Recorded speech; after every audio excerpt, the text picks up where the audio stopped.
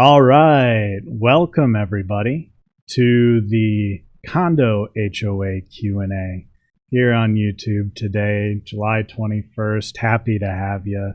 Condo HOA Q&A brings together a panel of experts here live to answer your questions about condominiums, homeowner associations, and the issues affecting them. Today's panelists include Diane White from Alliance Association Bank, Sheila Malchiotti from The Real Seal, Todd Lesperance from Highland Engineering, and Jennifer Cook from Landscape Concepts. I'll let them introduce themselves a little bit more. Let's start with Diane. Remember to unmute yourself.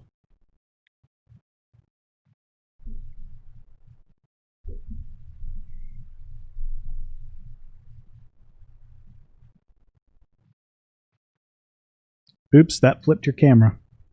There we go. And now the mute button. I've still got you muted, Diane.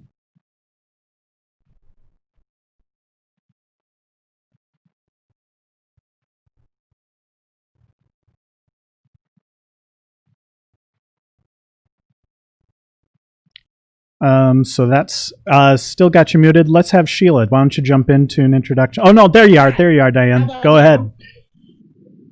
Perfect. No problem. My apologies. Good afternoon. My name is Diane White. I am the Midwest Vice President for Alliance Association Bank. Alliance Association Bank is a national bank that specializes in association banking exclusively and provides services to over 600 management companies and 18,000 condominium association. Our objective is to provide lending class integrations that streamline your accounting process.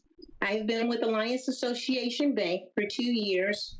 Prior to joining Alliance, I was with the Habitat Property Management Company for 10 years. All right, great. Sheila, want to tell us about yourself? Good afternoon. I'm Sheila Malchiotti with The Real Seal. The Real Seal specializes in foundation repair, waterproofing, drain tile installation, structure stabilization, polyjacking, and spray foam insulation. I've been part of CAI for just over 10 years, and today I'm going to use my multiple areas of construction experience to share some tips and a little bit of knowledge with you guys today. All right, great. Todd. Good afternoon, everyone. My name is Todd Lesperance. I'm with Highland Engineering. Highland Engineering is a consulting and forensic engineering firm located here in Chicago area. For consulting, we do all facets of construction, new construction, renovations, as well as do repair specifications. In forensic engineering, we're basically expert witnesses. We work with the legal community to establish causation and help resolve legal differences. And finally, Jennifer.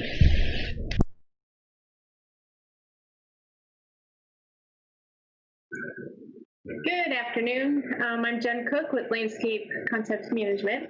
I'm actually pretty new here. I've been here for a few months, but I'm the new business development management. We do landscape management, we do tree care, we do seasonal color, landscape design and construction, also water management. We have so many different departments, and I'm pretty excited to be working with all of them. So that's it. All right, so with that, Sheila, why don't you kick us off and tell us a little bit about what you guys are going to accomplish here today with our Truths of Community Association Living and our 50 viewers that we have so far, with more coming in. Wow, I'd be happy to. So welcome, everyone. Thanks for joining us on this afternoon.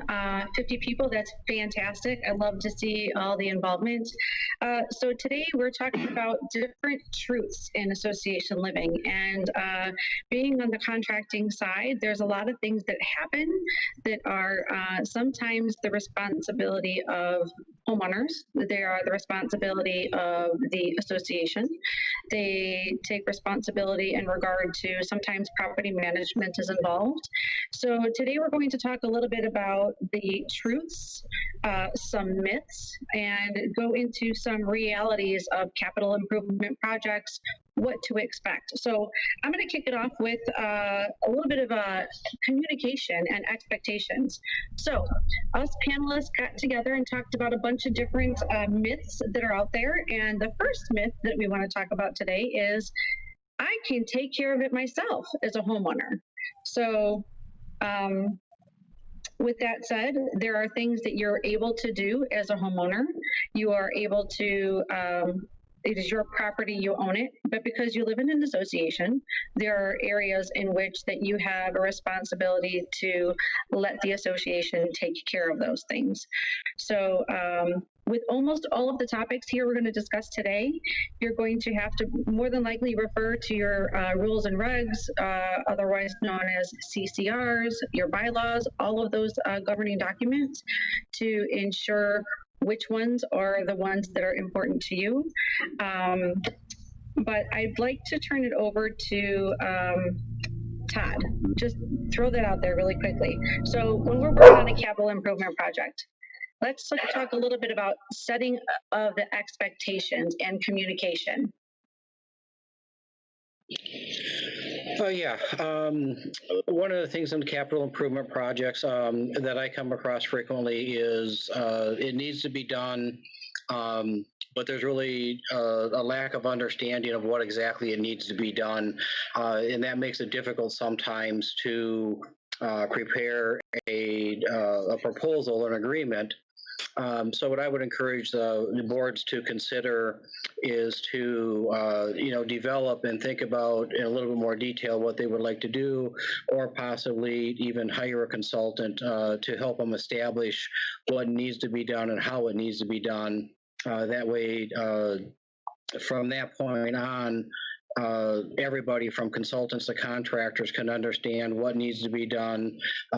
When ideas get brought up, you have a resource that you can go back to say, okay, is this what we're trying to accomplish at this point? Is this within the scope of the work, or is this without the scope of the work? Because inherently, when there is kind of no defined scope of work, each party that comes to the table will have what they believe needs to be done. It may be less than what you're intending to do, and maybe more than you're intending to do. So to have that clarity developed going into it is going to make it a lot smoother for everybody involved. Right. I'm also going to talk to that a little bit when it comes to what needs to be done, what the scope of work is. There is a level of expectation, and the number one way to manage expectations is to have great communication. So it is apparent that the contractor and or engineering firm and or architect or project management company, whomever you choose to direct this project and be the lead, is the person that you're going to look to for ample communication. Now that communication starts at the top, and it has to be obviously delivered to all parties involved. And I feel that sometimes homeowners are the ones that are left out. Here's an example. I happen to live in an HOA. 2 weeks ago, I woke up in the morning and I was not able to leave my driveway because my street was being ripped up and repaved. Not one person told me. The village didn't tell me. The HOA didn't tell me. I had no idea. So I had to call into work and say, I will be leaving a little bit late today because I'm stuck literally in my driveway. That level of communication is imperative in association living. So keep in mind when you're working with projects, very large capital improvement projects, that when scheduling any type of contractor, whether it's the engineering company, more times than not, you're going to have multiple entities involved. You could have multiple contractors involved. You could have the contractor and the engineering company, and even possibly an oversight project management company involved. So think about what those levels are and what the communication is going to be and how it's going to be delivered prior to the commencement of the work. I think that's where a lot of confusion comes in. Todd, would you agree with that? I would definitely agree with that. Those are some very good points and some very good insights, yes. Right.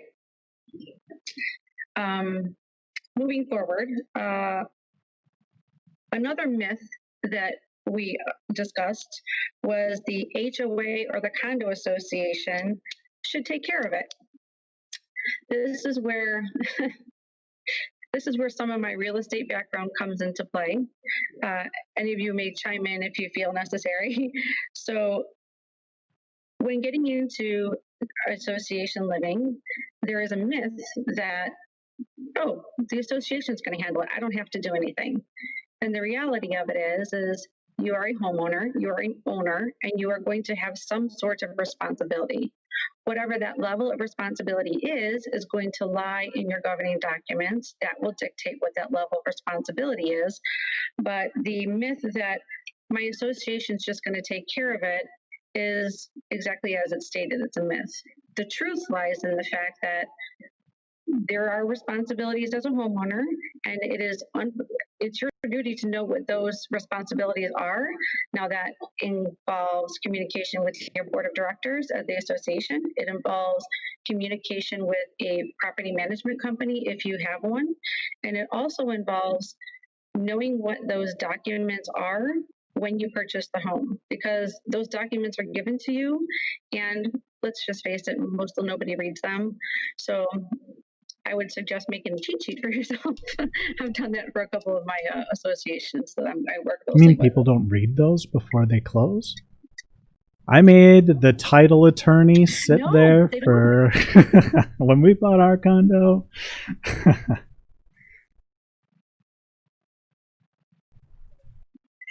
I can tell you, when I was in real estate prior to this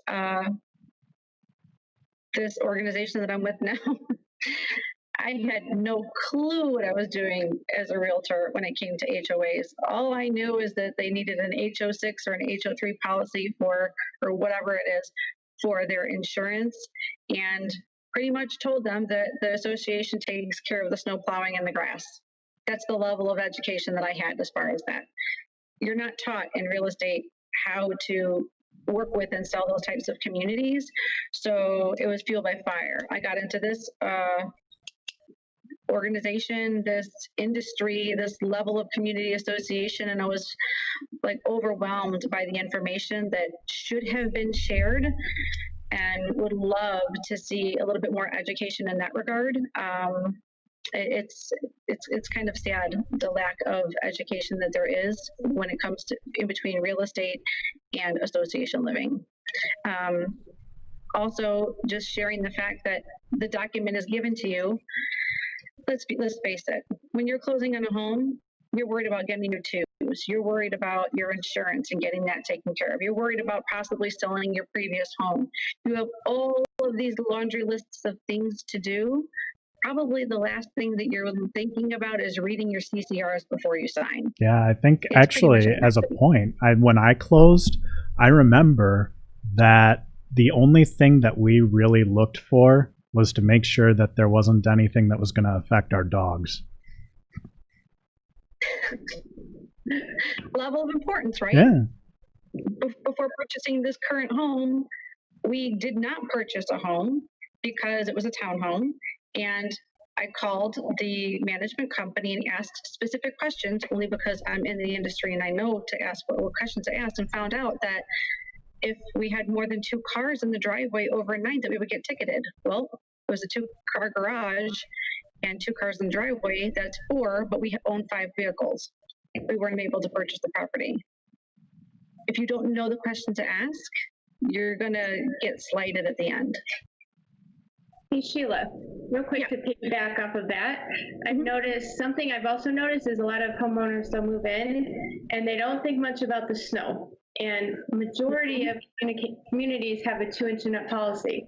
So you wake up and there's an inch of snow and you don't know that we'll come out with 2 inches and up. I mean, so that's another thing that people don't think about until it's snowing and it's already on the ground. And a majority do not use salt also. So that's another thing. I mean, there's so many things that I think homeowners realize once they're in, because you said there's so much going on. So that's all, just to piggyback off that. All valid points, absolutely. So again, you would, as a homeowner, you need to refer to your CCRs, governing documents, whichever term you choose to use for that. It would be, prudent to review those prior to closing, or use it for future information if you're looking to, move into a different community. Think about those things going in, the things that are important to you. My husband happens to have a work vehicle. That's what triggered the conversation about the driveway. Is it allowed? Some communities don't allow a D plate. It depends on what the plates are. There's so many different levels. Okay, going back to the myths. Myth number 3 we uncovered. My HOA should pay for it. I pay my association dues. The HOA should pay for that. Well, again, we need to go back to the CCRs or governing documents and find out what the association is really responsible for, because in reality, every single association governing documents are written differently. You could have one builder who has communities on, a north side of the street and a south side of the street, and they could be managed differently because they're different associations. They all look the same, but they could be run differently and have different rules and regulations. So again, it's prudent to know what those regulations are and how it affects your property.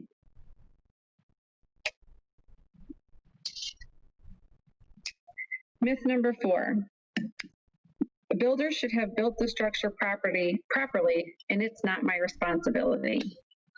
I'm sure Todd can attest to this, that he runs into this quite frequently. In theory, yes, the builder is going to build something perfectly, but when none of us live in a perfect world, as of course we all know, no, manufacturers have defects, workmanship has defects, and every single property is going to need a little bit of maintenance, whether it be on the association's responsibility or the homeowner's responsibility. But this is where what Todd was lending to, and I'll let him speak in just a second about, that's where that forensic engineering comes into play, where you need to determine what the cause of the possible issue is and then go forth from there. So Todd, you want to open up to that? Yeah, I can elaborate on that a little bit more. In the construction industry, if we're talking about new construction, the owner generally hires an architect and a design team, structural engineer, geotech, HVAC or mechanical, electrical, plumbing. We put together the design drawings that are going to be used for the permitting process and the construction process. What happens in that is what we're kind of talking about here is the oversight of construction, which is something that the reality of it is it costs money, and not everybody wants to pay for those services. And generally speaking, without getting into the variety of contracts that now exist, the owner of the property or the builder is responsible for quality assurance. So what they should be doing is hiring testing services, usually it's the designers that worked on the project, to come out periodically and observe what the contractors are building and making sure that what they're doing is in compliance with the drawings. And then the second level is quality control. Quality control is usually established by the contractors themselves. The different trades are responsible for their own work. So they are responsible for understanding interpretation of the drawings and completing construction in accordance with those drawings. There's processes that are set up in that construction phase for questions to be asked and questions to be answered. But the reality of it is time is money for everybody involved, for the owner, for the consultants, for the contractors, and oversight is usually an area that is neglected.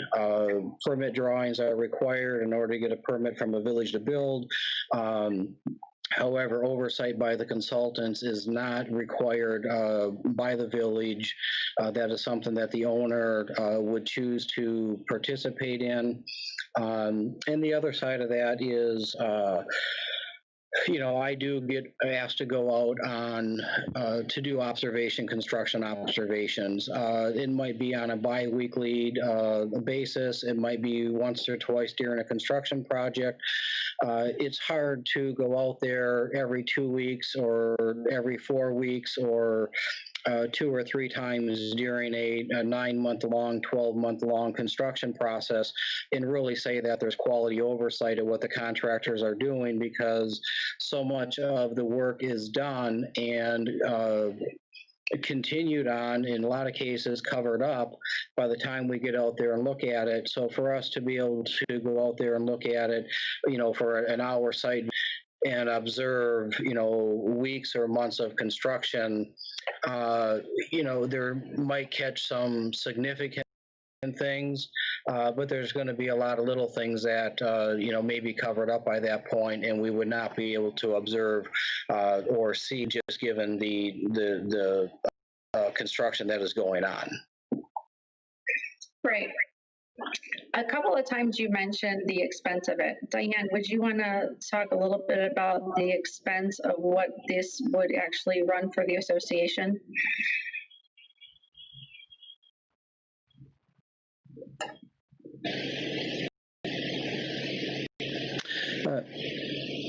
Just to be clear on that, what I was talking about was the expense of the owner providing construction oversight during construction. I just wanted to clarify that.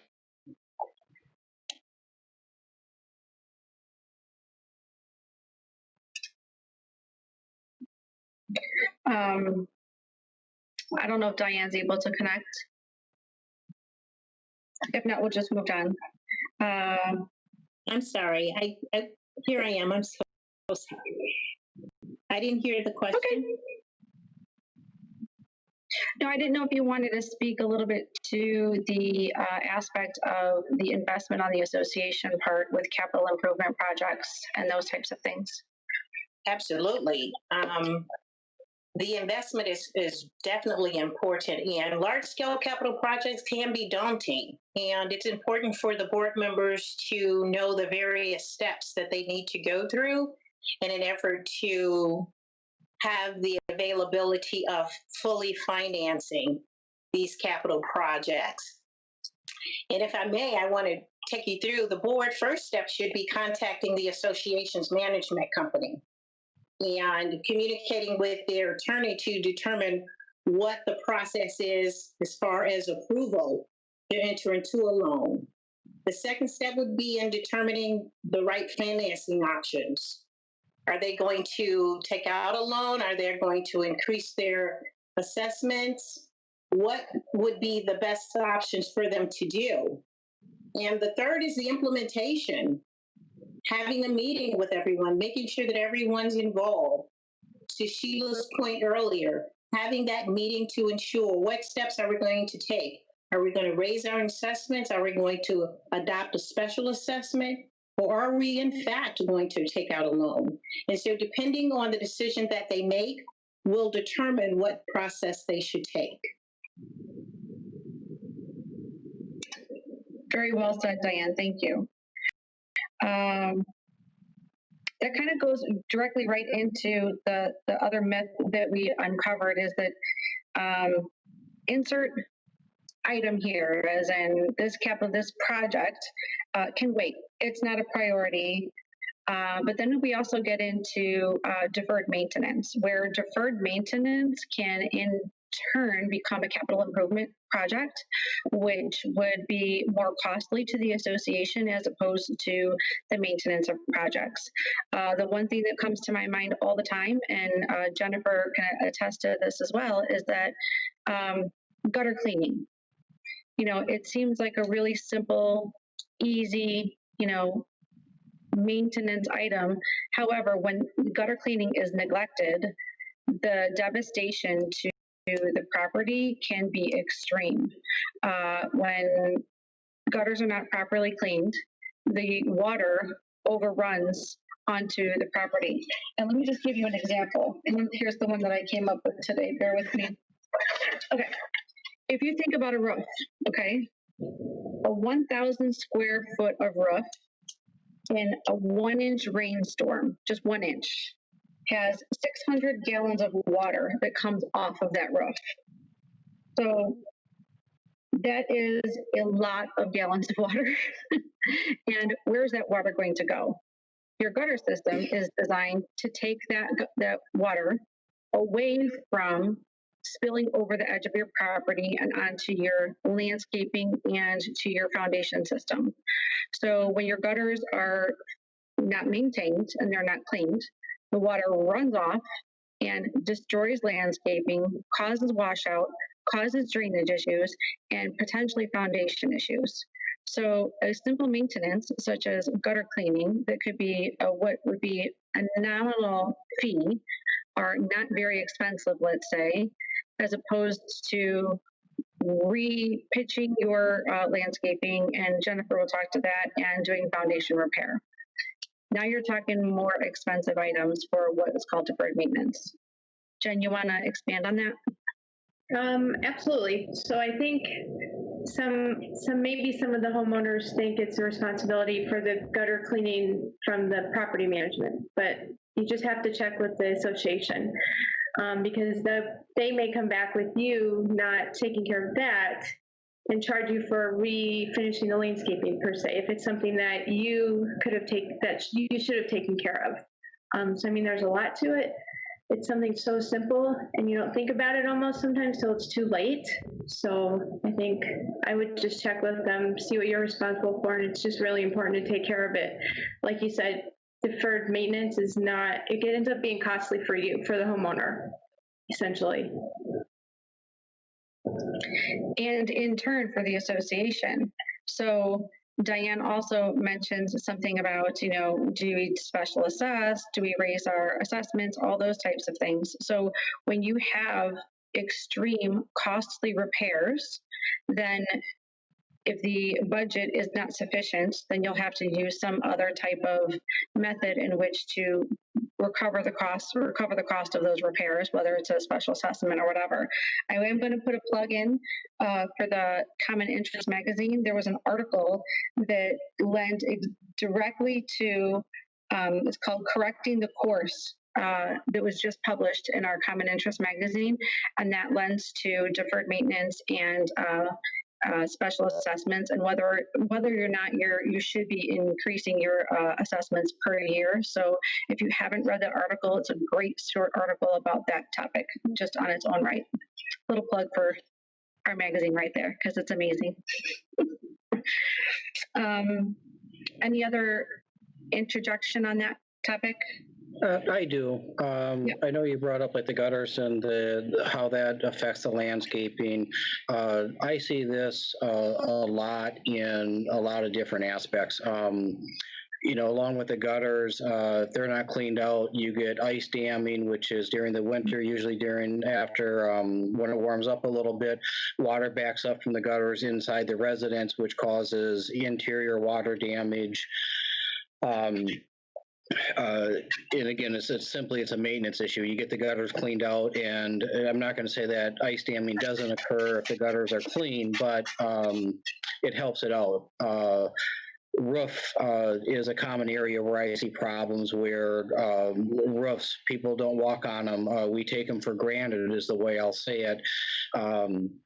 letting the roofs go for an extended period of time and not doing the proper maintenance, getting a yearly inspection or a couple-year inspection on them can cost a lot of money. Again, water damage from roofs, I've never really looked into how much it costs ownership, but that would be something that would cost a lot of ownership. And the roof could be a few years old and you could have storm-related damage, hail or wind damage that comes through, tree branches dropping on the roof. There's a number of things that can happen to a roof that we don't expect to cause damage to it, but if they do cause damage to the roof, then that can cause lots of interior damage also.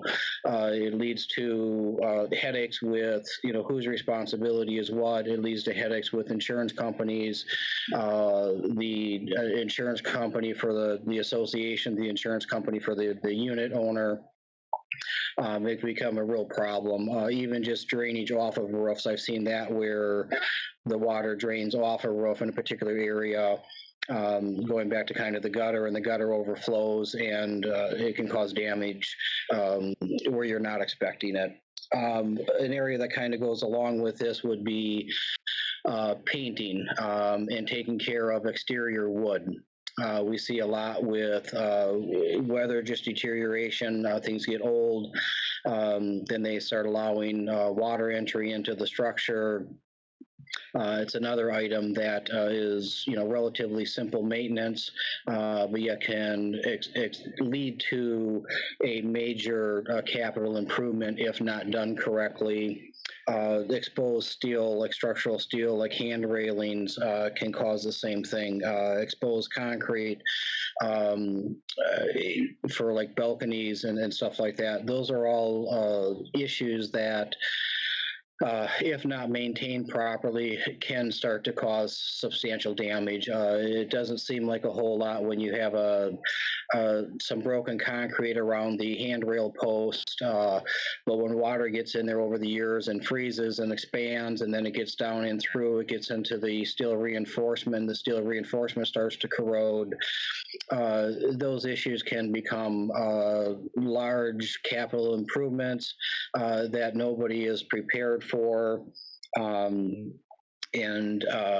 So they're just, from my perspective, there's a lot of things that can contribute to the structure. And then you get into the paving, whether you seal coat it or you don't seal coat. Seal coating is a maintenance item, but seal coating can extend the life of an asphalt pavement by a considerable amount of time, but it's an often overlooked maintenance item that becomes a capital expenditure at some point in the future, or increases the value of the capital expenditure, or simply causes the capital expenditure to have to be realized sooner rather than later, meaning that you're realizing it, if you maintain it, you might get another 5, 7, 10 years out of a life cycle that you're not able to obtain. Todd, I couldn't agree with you more. Having dealt with this over the last 12 years, that is spot on. One thing that I just want to get back to, though, is that the realization that even though properties, whether it's a high-rise condo building, a garden unit, a quad, or a string of townhomes, even though the structure is a fixture, it's fixed in its place, it's still a living, breathing mechanism, and it has maintenance, just like a car. I mean, you have to change the oil, you have to change the tires, you have to maintain it, you have to wash it. So same thing in regard to a property. It requires a lot of maintenance and upkeep. And I think one of the largest myths that we're trying to overcome through this Q&A is that there is a level of responsibility, and where does that responsibility lie? Sometimes it's the responsibility of the association. Sometimes it's the responsibility of the actual individual homeowner. And knowing what that responsibility is the responsibility of the association, and it's also the responsibility of the homeowner to understand where those responsibilities are and what what you're really liable for. So just understanding what that is a big part in overcoming this part, and not letting these deferred maintenance items turn into large capital improvement projects, which upsets the entire community, and then in turn upsets the budget, and then, disrupts your payment schedule because of special assessments. I mean, it all rolls downhill. So there's a lot of things uncovered here. I mean, we could talk for days about issues and issues and issues, but the realization is that, yes, we have to understand what our responsibility is. Any other comments on that?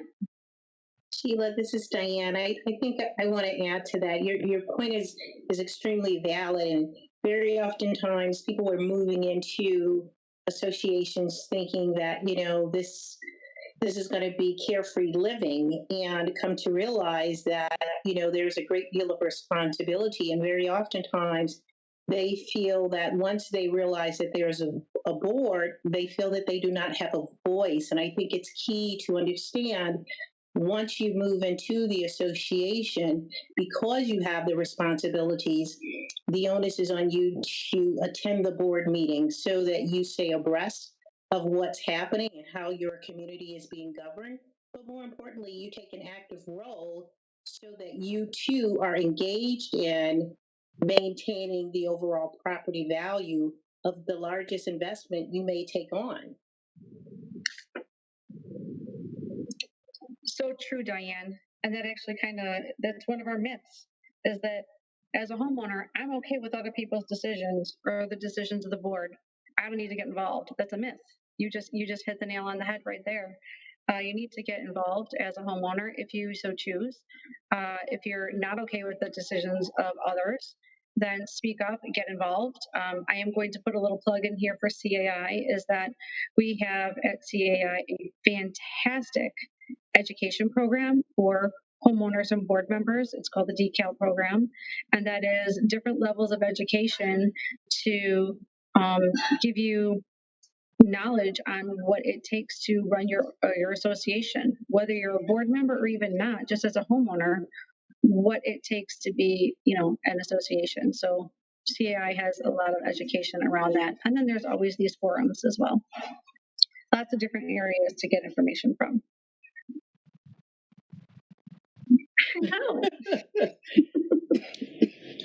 Sheila, if I can add to that also, a lot of what Jen talked about and I talked about were exterior things, things that, as you're just moving in and about the association, you can see. There's also the interior things that are relative to the unit that the board is not going to know unless the unit owner tells the board about. So that's part of that dialogue, and just saying, well, the board will take care of it. Well, sometimes if the board or the committees don't know about it, they can't take care of it. And again, that can turn something that is maybe something that's relatively easy to address, maintain up front, into a significant issue after the fact. But that again goes back to the owners and the boards working together to protect the investment, not just the board working to protect the investment. And a lot of that comes down to communication. And where does that communication lie? Sometimes a property management company is involved and you have a manager that was responsible for that level of communication, sometimes not.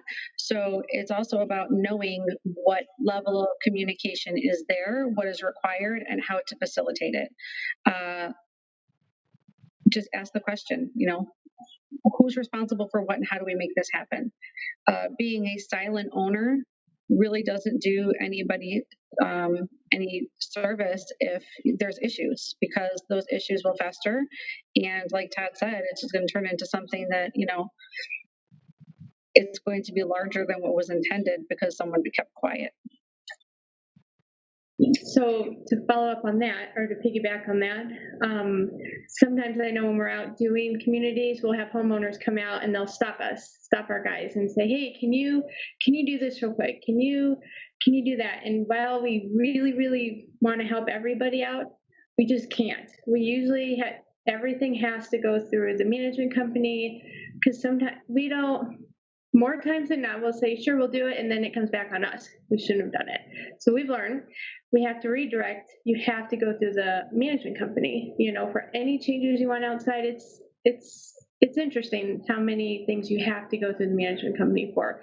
Just something as simple as planting a bush or planting a tree. I mean, it's very specific. So you have to go through the management company. So sometimes we get a bad rep because, well, they won't do this. Well, because, we want to follow the laws and, make everybody happy and do what we're supposed to. So that's another reason, another way you just got to talk to the management company. It's interesting that you made that comment, Jen, because I also put it in my notes, is communicating to homeowners. Almost all contractors, their employees are directed not to interact directly with the homeowner, just like Jen just said. Take direction, I'm going to do this or that other thing. There's a hierarchy involved. The homeowner must, take that information to either the board or the property management company, whoever's serving as the governing body there. That project manager, whoever's involved on that project, whether it be a landscaper, a snow plower, someone doing the seal coating, whatever it may be, the project manager, the person at the contracting company, shouldn't be discussing action items with individual homeowners. There's a hierarchy involved. It has to go through the property manager and or the board of directors. And like Jen said, homeowners get upset, but we have rules that we have to abide by, and it's just the way that it goes. And the association is responsible for making the decisions. Well, we've got here. I've been muted almost this whole time because as I said earlier, I'm glad they're not doing the mowing anymore this afternoon, the landscapers. But they came back to do the weed whacking. So I've been on mute most of this time. So Jen, I shouldn't go out there and tell them, hey, buzz off. I'm doing something right here. I know. I had to suggest we don't do that, Brandon. Let them finish what just let them finish. You'll be fine. If you were to think about all, especially now, working from home, of the people like, okay, can you not do my lawn right now? And what it would mean for that landscaper to move to the next one and move to the next one and then move to the next one, they'd never get any work done. And then, it's just super hard because you want to help them, but our guys have been instructed to tell them to reach out to their management company. And then you get I pay you guys. That's a big one. The big one I get is they'll tell them, well, we pay your company to do this. Well, I know. So that's why I don't mow it, because knowing me, I would say yes to everybody and I'd be running all over the place. So that's why they keep me in here. Brandon, are we answering questions right now?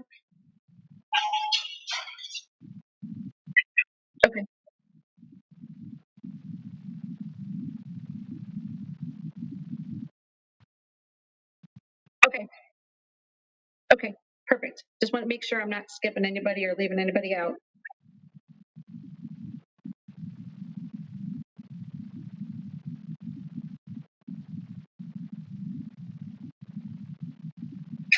Okay, on to myth number 7 that we uncovered.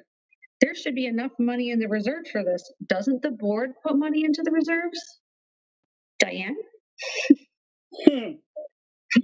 The board is responsible for managing the money that's in the reserve, but really the unit owners are responsible, and the board outlines what the amount is going to be in an effort to really ensure that the reserves are solid. Very oftentimes, communities take on a reserve study, and that reserve study allows the board members to make informed decisions on how much is needed in the reserves. So when the boards are saying we need to increase our assessment, they're increasing the assessment so that they have money to handle the maintenance overall. And very oftentimes they are really looking from a global perspective on what's outlined in the reserve study to ensure that the money is there and they're not continuously going to unit owners. They are properly planning to make sure that the money is there. So to answer that question, it is a huge myth. The board is not putting the money in there. The community unit owners are. However, the board, based on their knowledge, outlines and communicates to all of the unit owners what their portions will be to ensure that the funds are there when necessary. And of course, that includes the board members. They've got their share. Absolutely. Absolutely. Everyone participates in funding the reserves, but the board members are not the only ones funding the reserve. And because it's through assessment, everyone funds it equally, correct? Correct. And again, it's really important to know and that it's a reserve study. Very oftentimes when the board members are saying we need to increase an assessment or we need a special assessment for a larger capital project, it's important to know that they have some of them, they have reserve studies to guide them and direct them so that they're not funding the reserves in an arbitrary manner. There is a tool to help guide them to ensure that they are funding accordingly to meet the demands and the overall maintenance of the associations. I have a clarifying question on that, if you don't mind, Diane. And I'm going to the clarifying question being, you said everybody contributes equally to the assessments and to the reserves. Now, is it done equally where everybody pays the same amount, or is it done equitably where it's based on something like how much their property is assessed and worth? This percentage is based, I want to believe it's based on a percentage of ownership. And so it's equitable. For each association, it is equitable, more so than equal. That actually flows into our myth number 8, which is also Diane. There isn't a need to invest the reserve money. Well, I would like to say that is a huge myth. Let's take in consideration that you have money. To say that it's like putting your money under your mattress. You want to gain as much interest as you possibly can. In addition, you want to ensure that the funds that you have available, if they're over $250,000, you want to make sure, one, you are getting as much interest as you can, but you want to make sure that those funds are secured. You want to ensure that you have the FDIC protection. So when it comes to funds that's not going to be used for an extended period of time or even 6 months, if there's an opportunity, it's important to have conversations with the board treasurer, with the management company, so that they can explore what those financial options are in an effort to maximize the interest for the community overall. Very well said. Myth number 9. I'm okay with the decisions of the board. We kind of touched on this. Living with other people's decisions. I, as a homeowner, I'm okay with just whatever the board of directors says. We know that that's not the reality. The reality is, when it affects individuals, homeowners sometimes start to have an issue and push the envelope in the improper manner. So I also reside in a HOA, and my neighbor is talking about the different fences that are allowed on our, and the black wrought iron fence is not an option. It's probably the most aesthetically pleasing fence. However, it's not an option. So she's making a push to make these changes. So she's not on the board of directors. She's just a homeowner who wants to see change. And there is a method in which those changes can occur. Pushing the envelope and just putting up your own black wrought iron fence because it's what you want and I pay my assessments and I get to do what I want, that's not the reality. So of course I was educating her on the proper processes in which that can happen, and that's what's going to happen. But most homeowners just aren't aware, just because they just don't know, that this is my house, that this is my property, I can do what I want.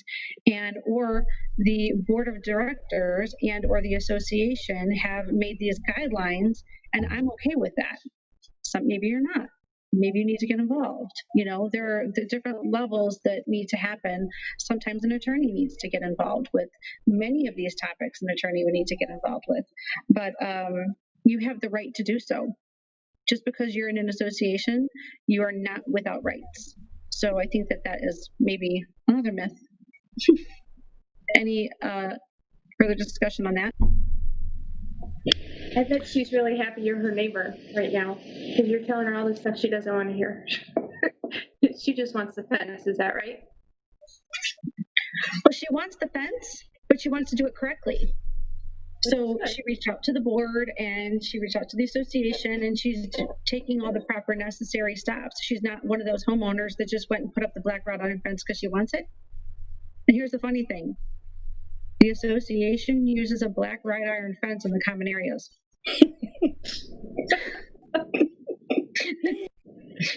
Okay. I think this is one of them where ignorance plays into it. Well, if I don't know what's going on, then it's easy to abide by it. I think it's something that my experience has been, this bites a lot of owners in the butts later on. I'll give an example. We had done an inspection of some balconies a couple years ago, and the wood balconies on, I believe it was a townhome association. About 5 years prior to that, they had a different engineer out to look at the balconies, and that balcony the engineer recommended that some remediation be done to the balconies to extend their life. And the powers to be, again, I wasn't involved at the time, decided to do nothing. So about 4 or 5 years later, as I recall from the management company, some owners became concerned about the stability of their balconies. We came out and found out that there was some construction issues early on that had been magnified by some water issues. And basically, my office declared the balconies non-usable. They were supposed to be cordoned off. Nobody was supposed to go out on the balconies. So here's a decision here are people then that were upset about not being able to use their balconies that may not have been involved 5 years earlier when they had an opportunity to be more involved and say, hey, let's invest some money now to make sure we're safe, because that was my biggest concern with it when we got involved in it. But to make sure that they're safe and extend the life cycle of the balcony, they did not do that. And then, again, we had notified the board that these should be unaccessible. Nobody should be on the balconies. Eventually, the village got involved in it also in terms of the safety of the balconies. But this kind of goes back to, I think, as an example of kind of tying this together in some respects, the myth of maintenance-free living. It's not maintenance-free living. Here's a situation where I don't think it was part of a reserve study, but another engineer had gone in 5 years before us and indicated that some work needed to be done, and that report was ignored. I mean, basically, nobody acted on it. Nobody did anything to it. And then 5 years later, it was a situation where it became a major safety issue. The decks were basically, again, the owners were told not to use the decks. Owners were using the decks, and that's when the village got involved in it.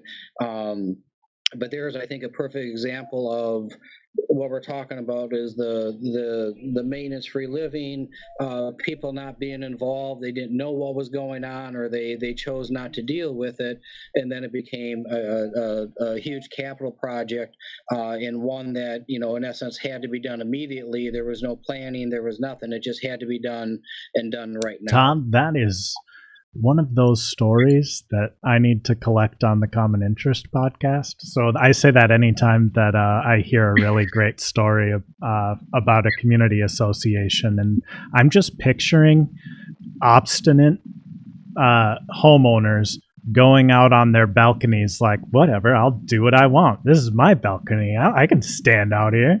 Well, actually, you have a common shared insurance for your common elements, even your limited common elements like that, probably. So no, you can't, because you're gonna cost everybody for your stupidity, kind of thing. But yeah, that's a great one. And so for everybody that is also watching right now, that's a reminder, if you like stories like that, to go check out the Common Interest podcast. Another little plug. Well, and to add to what Todd had said also is that he used the word ignorance, not in a negative term. I mean, you don't know what you don't know, right? And there's a lot of assumption that happens. So it's not necessarily always the fault of someone. It's just the fact that you as a homeowner don't know. And, you know, once you're informed of what the actions that need to be taken, you need to actually follow the guidelines that are set forth in front of you. Todd also lent to the example of the village got involved. So there's sometimes, like this balcony situation, of course, there's safety involved. You know, who wants to be the ones that are the ones where the balcony collapsed and people are injured? Nobody wants to be a part of that. So there's a level of safety, and yes, that ignorance can be, you know, it can be faulty, but, you know, as a default, maybe it's something that you need to just reach out to the association when notices are provided, providing that notices are provided in the correct manner, of course. That's just assuming. And now, when we talk about these things, and this is what we talk about in decal, I always talk that this is association utopia. This is in the realm that the association is, and the board of directors is communicating in the manner in which they were designed to do, and they are following all of the rules and regulations, and they are abiding by the laws put forth in front of them. This is the utopia part of it that we assume is all happening. Now, we all know that that's not a perfect world, that we don't live in that perfect world. So there's other mechanisms in which we choose, we're forced to use when dealing with people who go rogue. Right, Todd? Yeah, thanks for clarifying my use of ignorance. It's probably a poor choice of word, but yeah, just the uninformed, I guess, would be a better way of saying it. So yeah, thanks for clarifying that. Oh, no problem. I just didn't want it to, you know, just look clarification. Anyway, okay, so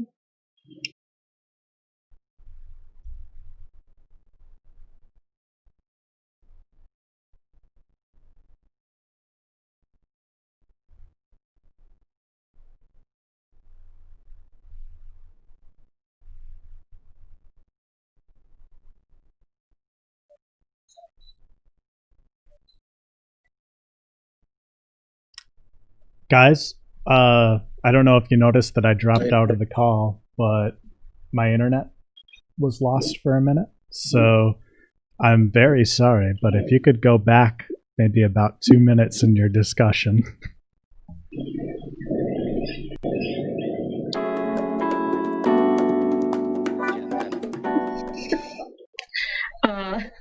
trying to think about where I was 2 minutes ago. Brandon, did you hear about the example that I gave of we would do a foundation project and the landscaper has to come in first, and then we as a foundation company come in second, because in order for us to rip up the earth, the No, but please continue. Oh, you didn't get that. Okay, so so as a contractor, we come in and we're doing a foundation repair. In order for us to do that, we have to remove the earth up against the property. And 9 times out of 10, there's some type of landscaping up around there. So we have to get the landscaping contractor to remove that landscaping in a correct manner. Then we remove the earth, do the foundation repair on the exterior, put the earth back, and then the landscaping contractor has to come back and put the landscaping in correctly. That's just one example of how multiple contractors need to get involved, and the board and or the association and sometimes management company needs to be involved in that communication process such that owners know what is actually going on, that the bushes are going to be removed and they're going to be taken out, but they're going to be put back. Those types of things. That level of communication is very important in doing some of these projects. And that can be like, that's not even a very large project. It could be a small project, but it does involve multiple contractors. So Todd was starting to talk about that as well.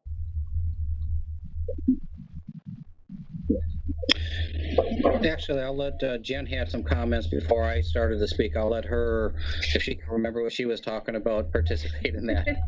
It's all right. All I was saying was, as the land, there's a lot of bits and pieces to everything.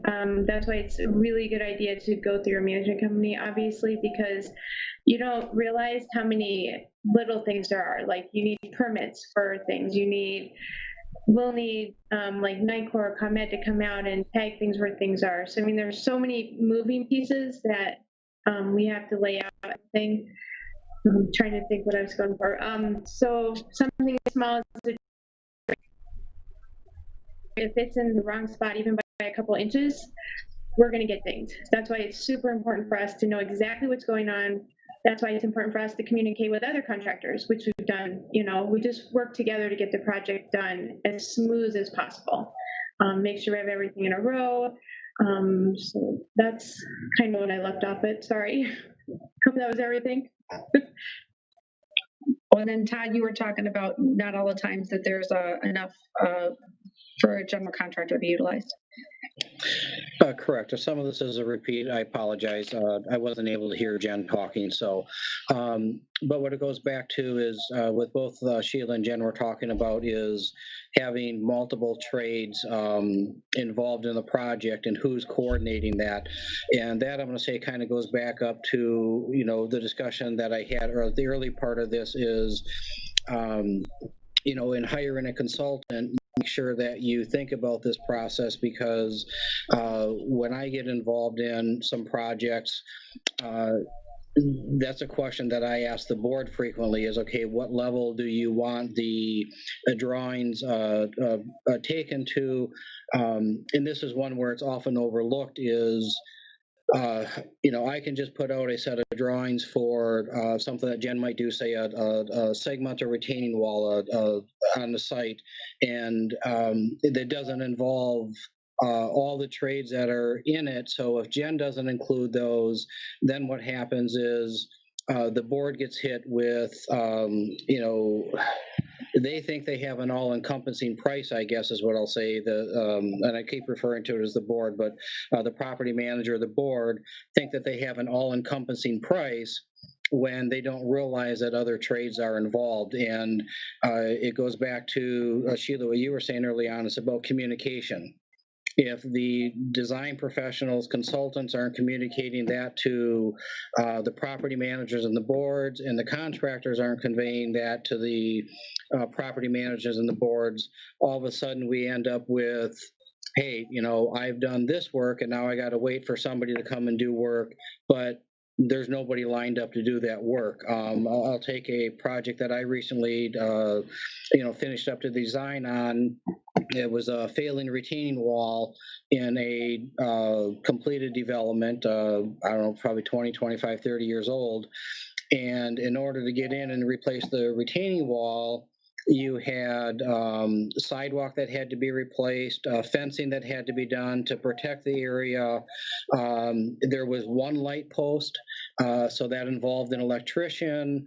And, a lot of your landscape contractors may not be as familiar with electricians, or again, depending on the size of them and what they do, they may not have relationships. And so you get bids back that exclude the electrical work, or you get bids back that exclude this or that or the other. And if you don't have somebody there that can help manage that, it ends up with holes in the project that can cause just issues down the road. And that's where, again, what it goes back to in my mind, Sheila, is what you kind of started off with, is a lot of this comes down to communication and setting expectations. if that's done properly, we can avoid these issues, avoid contract overruns and stuff like that.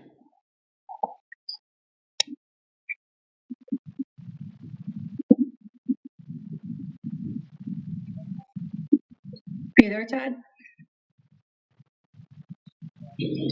Yeah, I'm still here. I had finished my thoughts. Oh, okay. There's a pause. All right. Myth number 10. I do not have to pay my assessments if the association does not hold up to their end of the deal. Basically, deferred maintenance, COVID-related issues, no pool access, those types of things. And the answer is wrong, wrong, wrong.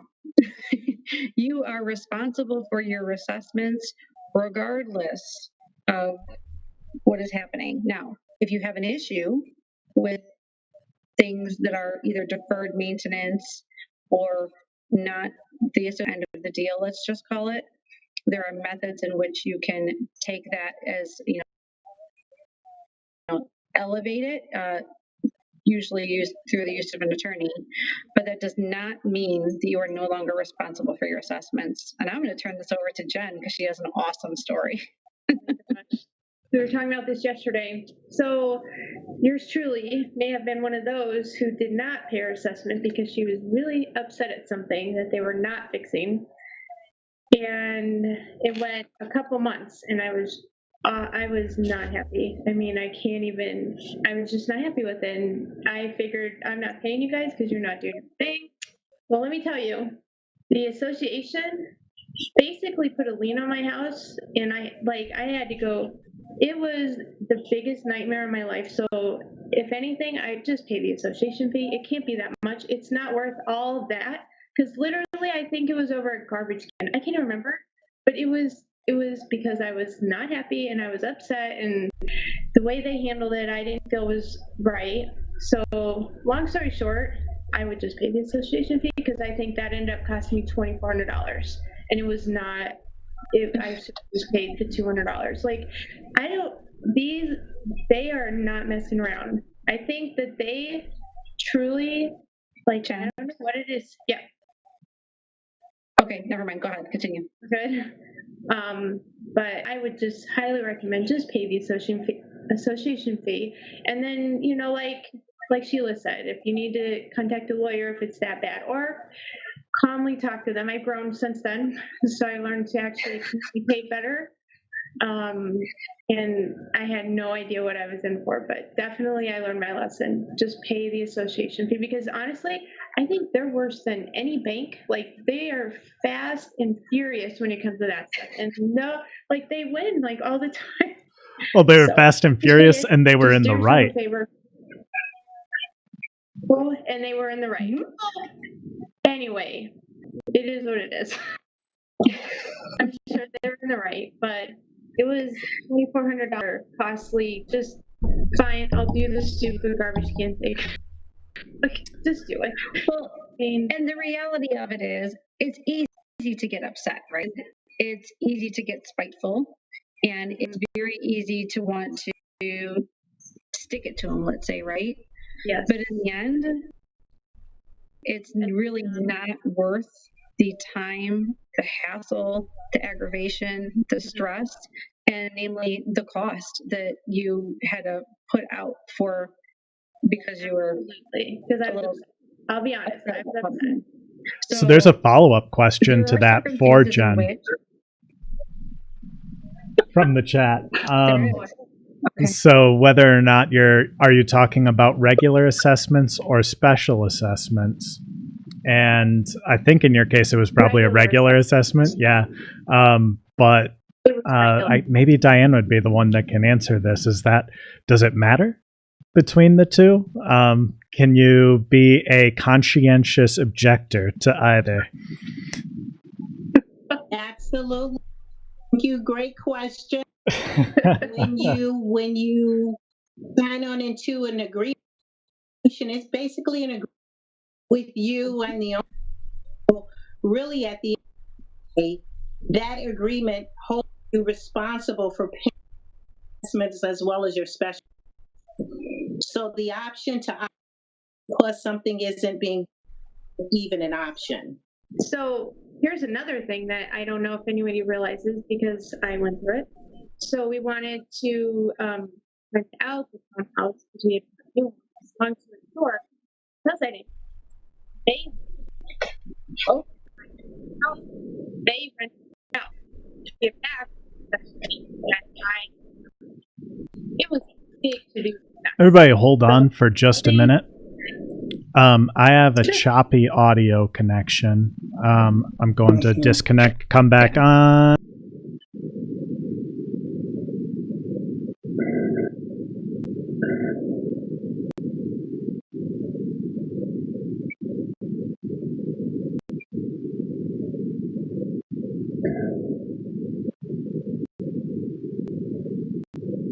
Seems better. Is it better? Much. Mm-hmm. Now we have echoing. Is there echoing here? Gotta love technology.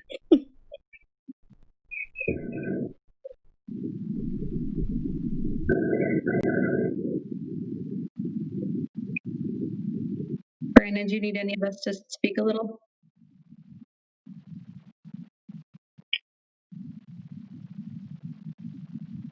I'm showing that the audio is going through. I'm just not able to monitor it right now. So you can continue talking again. You can go ahead and start talking again. Okay. So to piggyback off of that, homeowners are responsible for their assessments regardless of the issue. I think the comment has been made, and I'm not giving advice here by any stretch of the means, that it's easier to get away with not paying the mortgage than it is to get away with not paying your assessments.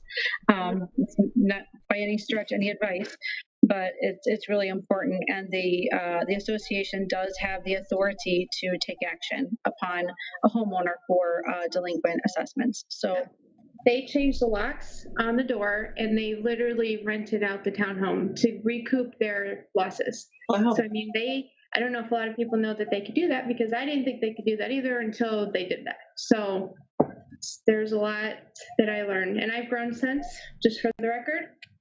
Good news, all's good. So it happens. Yep. And then it goes to the, you don't know what you don't know. There's a lot of assumption out there. And so today's topic is to uncover some of these myths that are just kind of lying out there that get people into either trouble or just, I don't know, I want to say disheveled or something. I don't know if that's the right word. It's not to read your paperwork when you buy a house and you buy an association. You just have to, you think you know, but you'd be surprised. There's so much more than you think you know. Right.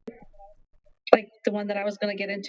Okay, so 1 minute while we I'm just going to put the intro on for a minute here while I reconnect to the Skype call, see if that fixes the audio skipping that I've been having. So everybody stick with us.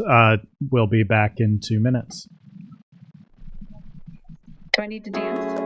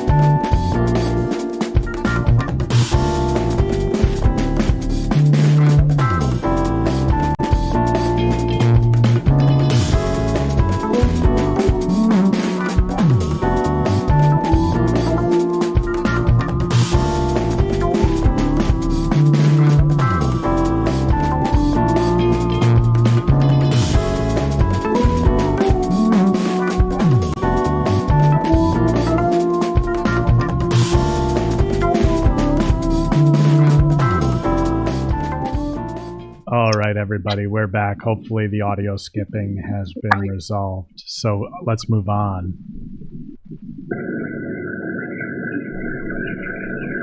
I think we left off that you just really want to pay your dues, if any. Right. Most important. Well, and there's a lot of stuff going out there right now, especially because of COVID. I know that a friend of mine had just put a post on Facebook about how she pays her lofty assessments, and her kids were able to use the pool, but it had to be timed and had to get a pass and had to sign a waiver, and she was griping about it. Well, I wanted to respond and I didn't because it's public, but I wanted to say, you're lucky your pool's open, first of all. Second of all, regardless of even if the pool is open or not, the association has the duty to maintain that structure of the pool, which probably means opening it and maintaining it. So there's still costs involved. So probably not as much, but let's just, there's a right way to go about things, and then there's not the right way to go about things. So that's just my little 2 cents on that one. Trust me, I'm pretty sure they want it open. I don't think anyone, they don't not want it open. So they're doing it for safety reasons. So people we just got to be patient. Yep. And there's going to be griping, there's going to be grappling, there's going to be all that stuff. And you just have to, make sound decisions with the knowledge that you have and move forward to provide safety for all the residents involved and protect the property. So it's always about safety and protecting the property. When it comes to safety of residents, safety of guests, and protecting the property, maintenance wise, capital improvement wise, taking care of the property to maintain your property values as well, because that's a very large consideration in community association living, is maintaining that property value. I mean, it's a very large, investment for everybody involved, and if it's not done properly, then the property values go down, and then the homeowners are affected too. So there is a very large portion of responsibility that lies within the association in order to have that level of maintenance and making certain that that property is maintained properly to maintain those property values. Okay, those are the myths that we have. Brandon, do you think we can answer a question or two? Yeah, absolutely. So let's start with some of the ones that just came in from Dennis. So you mentioned communication is important between the board and the community. How would an association know when street repairs are being done, when the village is in control of that?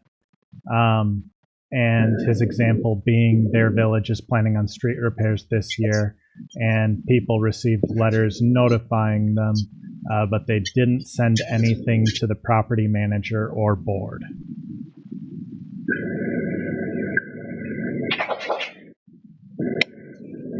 Todd, did you have any insight on that?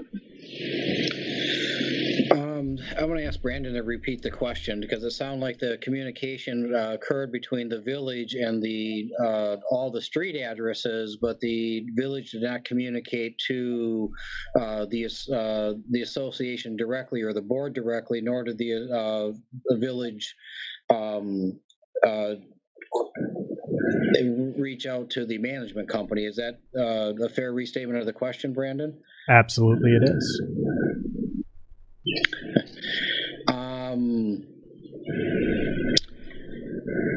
Wow. Yeah.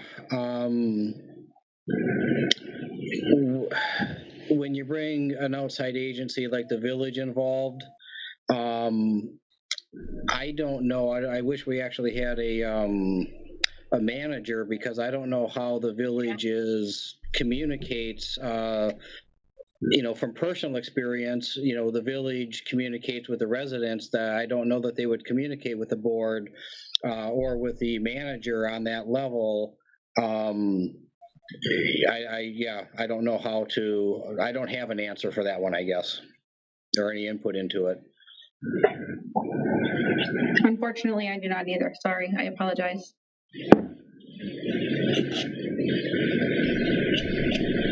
right. So then another question that Brennan, had is come there another in. question?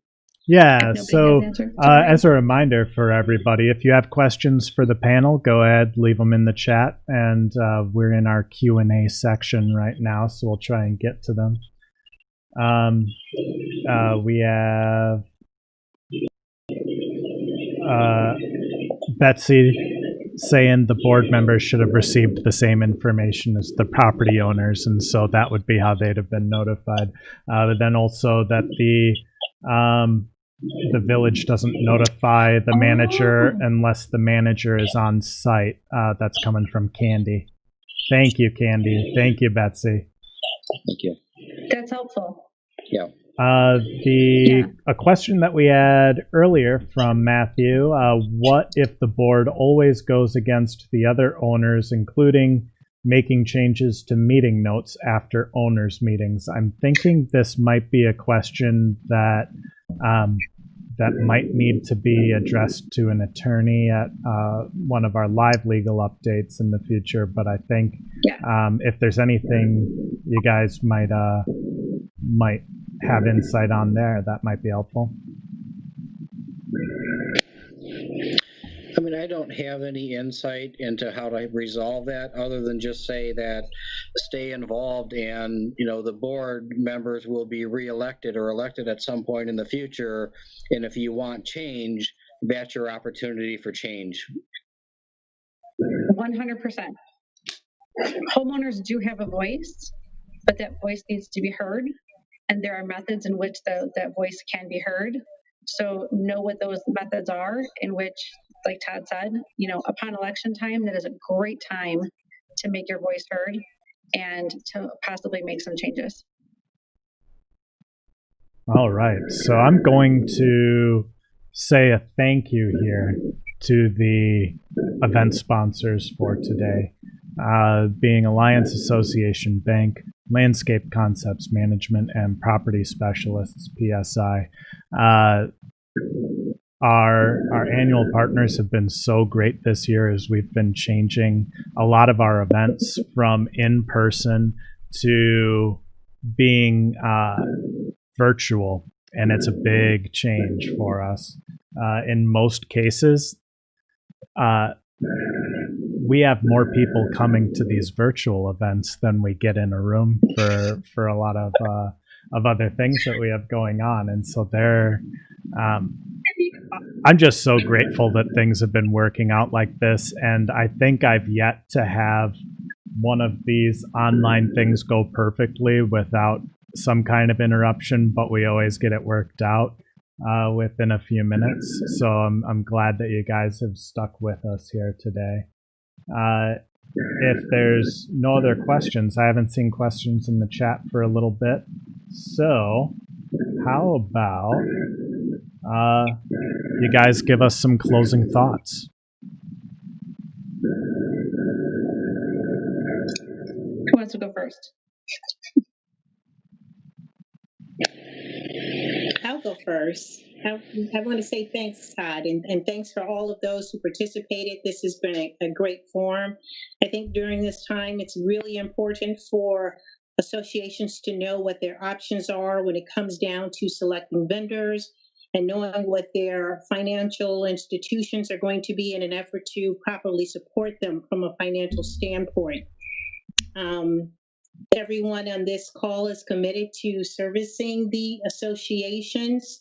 The last thing I want to add, which I think would be really instrumental, is just outlining the matrix and making sure unit owners are, as well as board members, are aware of key points. Really, as you're thinking about a loan, it's imperative to focus on the delinquencies.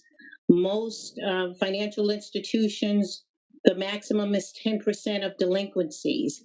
It's really key to do the very best you can to focus on the delinquencies, the liquidity, as well as the annual assessments, and making sure that you're in a financial position.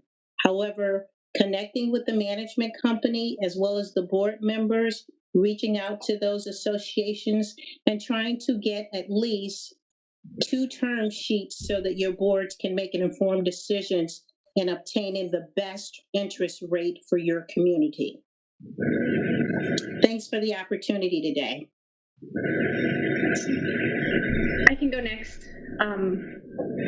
I think the most important thing is communicating, obviously. If you feel you need something done or you want something done at your HOA property, those projects take time also, I think. A lot of people think that it can just happen overnight, and it can't. Like we had talked earlier, there's a lot of steps, a lot of people you have to go through, a lot of things. So I think patience is one, communicating is one. If you're not happy with how things are going, you have to go to the board members. Speaking from someone much younger, had I gone and known exactly what was going on, things may have been different and it would have cost me a lot of money.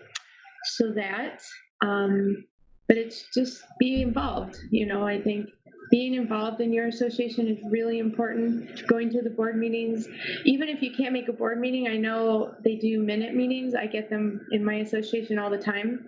So, I mean, there's a lot of ways you can get information. And if you're not getting it directly from the board, I would call the management company. Maybe they have, minutes and stuff for you. They can help redirect you where you need to go. And then, like the other thing is take care of little problems while they're little problems before they turn into big expenses. So that's what I got so far. And thanks for letting me come talk. This is awesome. I've never done it before. So thanks. Okay, thanks, Jen. Yeah, I mean, the topic was truths of maintenance-free living. Hopefully we've uncovered that maintenance-free living as advertised is really not maintenance-free living. Something that I learned about, I have not lived in an association before. I got some panelists here and help me to understand that just like most situations in life, do your research before you buy into the association to know what you're buying into, not after the fact. That's one of the big takeaways I had. But yeah, maintenance free, it's not truly maintenance free, and deal with stuff when they're small issues rather than before they become big issues. I'm going to circle back on one of my notes. One of the things I did not cover was village inspections. I get the question all the time, and I think Sheila brought it up that, the village inspected it. Village inspections, they're responsible for kind of enforcing the building code, is what they're there for, a minimum assessment of, I'll say, life safety, and maybe minimum's a little bit too small of a word for that, but they usually have points at which they want to come out and perform inspections during the construction process. So they'll say, okay, when you get a permit, we'll need to come out and perform an inspection at this point, this point, this point, and this point. They're required to be called ahead of time, notified, then they'll come out and do the inspection. A lot of times, if they don't see anything glaring, their site time might be 10, 15 minutes, and then they're off to their next inspection. So, their inspection is not, they're not there necessarily daily. They're not there for several hours a day, making sure that everything is followed. So village inspections are an important part of the construction process, but to rely on those for a standard of quality for the construction, I would say that that's probably, I'm going to go on a limb and say that I would not rely on that as a making sure that there's a standard of care performed by the contractors. Good clarification. The one thing that I want to just reach out and say, of course, everyone, thank you for joining, but we live in a community association. The word community comes screaming to my mind, is especially in today's day. Consider your neighbors, consider the community in which you live and being a good neighbor, and just, understanding that there are there are rules and there are responsibilities of homeowners, and especially in community association living, there are a lot of rules involved, and just understand that most times that those rules are put in place for a reason, regardless of whether they're valid or not. They're there, and it is our responsibility and our duty as good community association participants is to abide by them. And that, should there be a circumstance in which, that may need to change, or if there's an issue or whatever it may be, that there is a method in which to overcome those issues and to do it respectfully and keep the community in mind. Because again, we're all neighbors together and we need to be kind to each other. And that's what our communities are all about, is being, an actual community and building that sense of community together. All right. Great. Well, I want to thank all of you guys, the panelists, for coming on today and taking the questions from the chat, sharing the presentation on the myths, and dispelling some of those for us. I wanted to let everybody that's watching know that this is going to be available here at this link. Same link that you're watching it at right now. As soon as we turn off the stream, it's going to be available as a replay right here. So you can come right back to the same link and watch it again, or share this with anybody in your association that you think might benefit from seeing it. And then also we're going to be releasing it next Tuesday as an episode of the Common Interest podcast, just a replay of this. We've been doing that for all of our live events like this, just as another way that you can catch it down the road. And I think, just thank you guys. Thank you, chat, for coming in. Thank you for making this a good time. This has been a great turnout today. We're so happy to have had you. And from CAI, Illinois, this has been our Condo HOA Q&A. We'll see you guys next time. Thank you. Thank you. Thank you.